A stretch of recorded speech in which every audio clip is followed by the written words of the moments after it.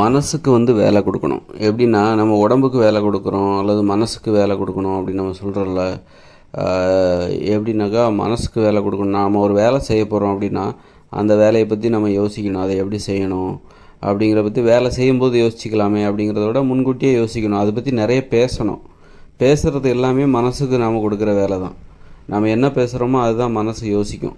நம்ம பேசவே இல்லை அப்படின்னா அது மனசுக்கு எந்த வேலையுமே இல்லை அப்படிங்கிற மாதிரி தான் இருக்கும். அதனால் நிறைய நம்ம செய்ய போகிற வேலையை நம்ம ஒரு வேலை செய்ய போகிறோன்னா முதல்ல மனசுக்கு அந்த அந்த வேலையை நாம் செய்ய போகிற வேலை குறித்த விழிப்புணர்வை கொடுக்கணும். நிறைய அதை பற்றி நம்ம சம்மந்தப்பட்டவங்ககிட்ட பேசணும். சம்மந்தப்பட்ட பேசி ஆலோசனை நடத்தி அதை பற்றின ஐடியாக்கெல்லாம் கேட்டு எப்படி செய்யணும், இதில் உள்ள பிரச்சனை என்ன எல்லாத்தையும் கேட்கணும்.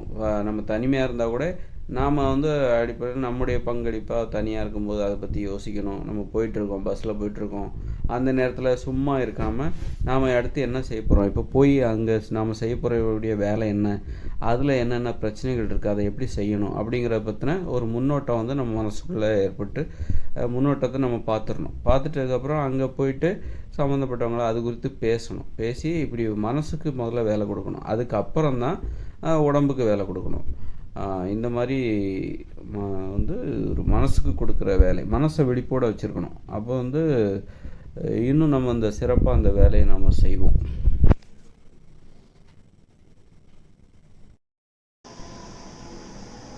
மனசுக்கு நாம் கொடுக்குற வேலையை இன்னும் திட்டமிடுதல் அப்படின்னு கூட சொல்லலாம். மனசுக்கு இப்போ நம்ம ஒரு வேலை செய்ய போகிறோன்னா அது குறித்து ஒரு முழு விசாரணை, ஒரு ஆலோசனை, அதை எப்படி இன்னும் சிறப்பாக செய்யலாம், அதை பற்றி இது எப்படி இருக்குமா இன்னும் எப்படி பெஸ்ட்டாக செய்யலாம் அப்படின்னு சொல்லிட்டு நம்ம ஒரு வேலை செய்கிறதுக்கு முன்னாடி மனசுக்குள்ளே ஆலோசிக்கணும்.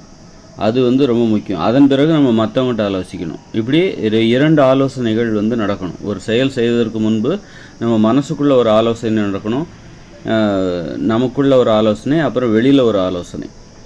இதுதான் மனசுக்கு நாம் வேலை கொடுக்குறோம். எதுவுமே மனசுக்குள்ளேயும் ஆலோசிக்காமல் வெளியிலையும் 4 பேர்கிட்ட போய் விசாரிக்காமல் ஆலோசனை செய்யாமல் அப்படியே போய் ஒரு வேலையை செய்யக்கூடாது. செஞ்சோன்னா அந்த சிறப்பாக இருக்குது. அப்புறம் தான் நினைப்போம், ஐயோ இது நம்ம முதல்ல யோசிச்சிருக்கலாமேன்னு சொல்லிட்டு. அதனால் எந்த அளவுக்கு ஒரு வேலையை செய்ய போகிறோம் அப்படின்னா அது குறித்து நம்ம முன்கூட்டியே மனசுக்குள்ளே ஒரு ஆலோசனை நடத்தணும். அப்போ மனசுக்கு அது ஒரு முக்கியத்துவம் கொடுக்குறோன்னு அர்த்தம். மனசு என்னப்பா நீ ஒரு வேலை செய்கிற, என்கிட்ட ஒரு வார்த்தை கேட்க மாட்டியா அப்படின்னு சொல்லிட்டு மனசு உங்ககிட்ட கேட்குற மாதிரி. ஏன்னா மனசும் ஒரு மனுஷன் அப்படின்னு நினச்சிக்கோங்க. மனசும் நீங்கள் அது ஒரு உங்களுக்குள்ளே இருக்கிற இன்னொரு மனிதர் அப்படின்னு நீங்கள் நினச்சிக்கோங்க.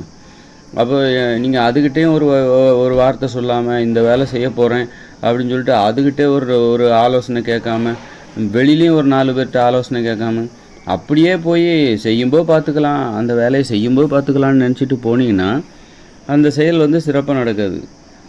உங்கள் மனசு உங்கள்கிட்ட கோச்சிங்க, என்னப்பா என்கிட்ட ஒரு வார்த்தை கேட்க மாட்டியா, உங்க கூடயே இருக்கிறேன், என்கிட்ட ஒரு வார்த்தை கேட்க மாட்டியா, ஏன் எனக்கு ஒரு விஷயம் தெரியாதா அப்படின்னு சொல்லிட்டு அந்த மாதிரி அது உங்கள்கிட்ட கேட்கலாம். அதனால் மனசுக்குள்ளே நம்ம ஆலோசனை செய்யணும்.